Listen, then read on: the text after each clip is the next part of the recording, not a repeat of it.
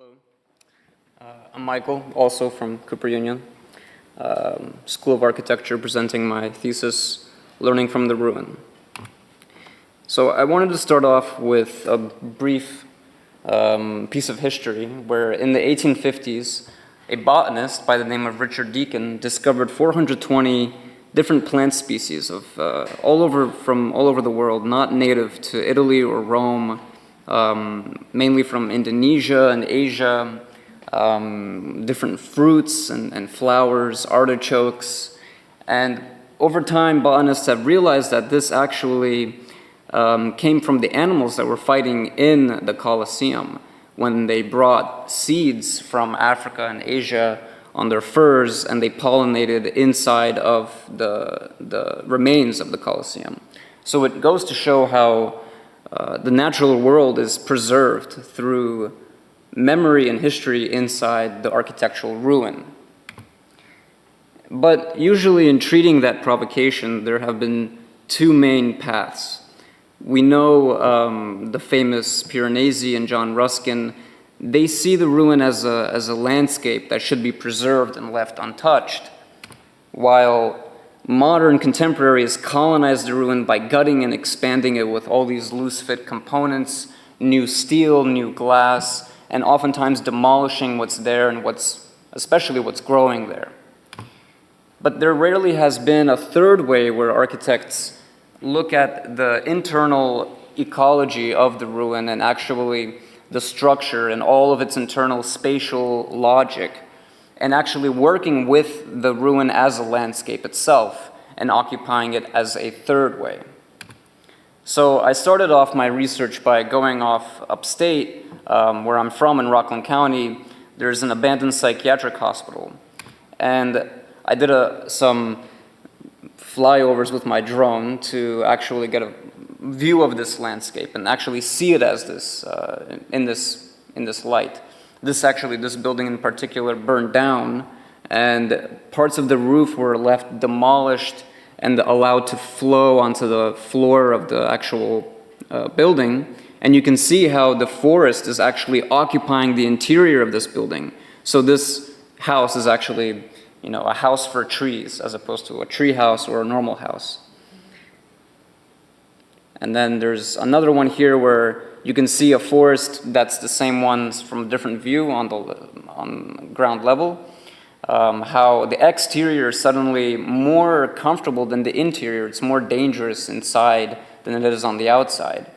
Here's another one. This is actually an abandoned factory, and pieces of wood are splintered through. There's a lot of debris, natural light coming through, and all of this accumulates into this growth, and all of this debris starts to pile up, almost creating this island of sorts.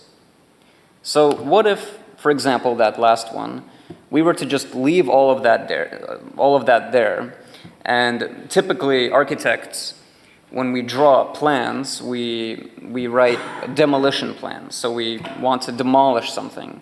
But I came up with this term called demolition to remain. So whatever has been demolished, let's just leave it there. And that last example, which was that debris field of this island, what if over time it fills with water naturally, as this is a flooded basement, and that's used to power this LED screen to make a person feel like they're actually in an underwater landscape or in a grotto or a waterfall. And that other example with the facade, where the interior is this garden or forest, the exterior now is occupied by people, and it's used to distribute goods below it, while the interior is used as a farm. And that one burned down building, which had the roof actually collapsed into this very interesting form that has curled from the horizontal position to the vertical position, allowing for an attachment that can grow plants of different types through hydroponics and aeroponics. And as the canister rotates from the horizontal position to the vertical position, the depth inside of it decreases. So you're automatically forcing different plants to grow based on their depths of their roots. And that brings me over to East Harlem, which is where I live right now, where there is actually a site that used to be a ruin. Before there was an abandoned factory, which was called the Washburn Wire Factory. Over time has been taken over by nature and has been left abandoned. But unfortunately, in 2004, it was demolished completely to make room for the East River Plaza and its adjacent parking garage. Unfortunately, though, as you can see here, there have been studies. This shopping mall has been built on suburban statistics. It's on a given day of shopping has only 30% capacity. And one wonders, in the future, once cars are abandoned in New York City, and once we are going away from in-store shopping and going online shopping, this becomes this abandoned landscape. And what if it's actually left preserved, much like the studies with the ruin upstate? So you can begin taking a look at actually how this can happen is by looking at the structure of this parking garage. It's all made from these precast elements that sit on top of each other. They're not well bolted, they're just sitting. And if one would to just speed up its actual decay, much like that ruin upstate, you can generate a completely new way of understanding this structure as a new landscape. This model here is just a little extract from that parking garage, which has been incrementally built up and then actually demolished, almost simulating what that would look like. And in the end, this produces this terrain that is treated as the new landscape for architecture to occur on. So then going spelunking back into this parking garage, we can begin to take a look at all of these hotspots or areas where plant growth is more likely to occur. And you can see here with this one column in particular, there's a waste bin, there's a drainage pipe here that runs up, and these surfaces have a lot of moisture on them. It accumulates a lot of vegetation over time, especially with other vertical surfaces like this. And these here were all 3D scanned inside of the garage, especially one that's very exposed to light on the very corner of the building. And then in 100 years' time, as this parking garage sits right next to the East River, one can expect a large coastal flooding event that can inevitably flood through this site. So you can begin to construct a timeline of actually how you can view this project, that over time you have these expected conditions where plants suddenly occupy the space, where here, as from the moment it's abandoned, people start to take it over, taking over the adjacent shopping mall's supply and bringing it in. And then inevitably, as the weight of vegetation grows, all of those weak structural connections can start to actually collapse with expanding root systems, and then inevitably forming these new types of terrains or landscapes inside, much similar to that site upstate again.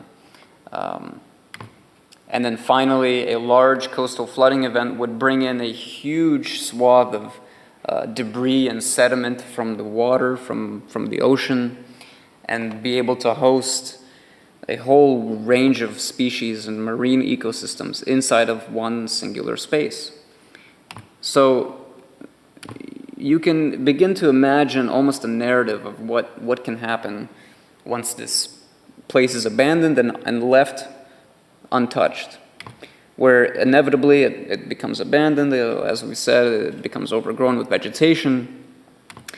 But then in the beginning, the local residents, seeing this as a site that is more free, they can begin going into the compacting and loading bay of the adjacent shopping mall, taking all of the nearby organic waste and shuffling it over to the parking garage here on the right, and then growing all of these hydroponic containers, while the canopy that's been blocking over 117th Street has been folded in to bounce sunlight and scatter them on all of the levels. As you can see, that's one little shot of what that could look like inside. But then suddenly, after perhaps maybe 50 years, Amazon actually notices that this is a very profitable venture. And they decide that perhaps there is actually room for us to occupy this garage, but on a way more industrial level. So they have sped up the collapse of the garage to bring in way more natural light to actually instigate growth, and creating a distribution tower using drones on top of the parking garage, where there are 5 arms, each representing the 5 boroughs of New York City. But then finally, after 60 years, a hotel developer sees the potential for ecotourism on the very same site. Amazon sells its air rights, and then the parking garage's non-structural components are stripped, while the exterior is cladded in this LED facade to make a person feel like they're living in Shangri-La or in Indonesia or wherever they would want, anywhere but New York, or in a parking garage. But then finally, despite its success, a flood occurs, and it's once again abandoned. And in this time, the original owners, the original people who have used this space, come back to it and occupy it and turn all of those original Amazon sites into energy-producing ones, where the tower is now this hydropower well that can generate electricity for all of their interior ventures, as you can see here. And it becomes this way more free space that's also aquatic, and taking all of the nearby components from the Amazon Center to construct homes for themselves, and also doing precarious tours. And so all of that is to say that while we vilify all this carbon form and we try to demolish it, one could ask, well, if we preserve this site and preserve its inevitable decay over time, its inevitable obsolescence, then you can begin to reimagine a new landscape that we haven't seen before, and that actually can be any landscape that we desire. So you can essentially establish a new connection between architecture and its ground, and the urban community and the wilderness. Thank you.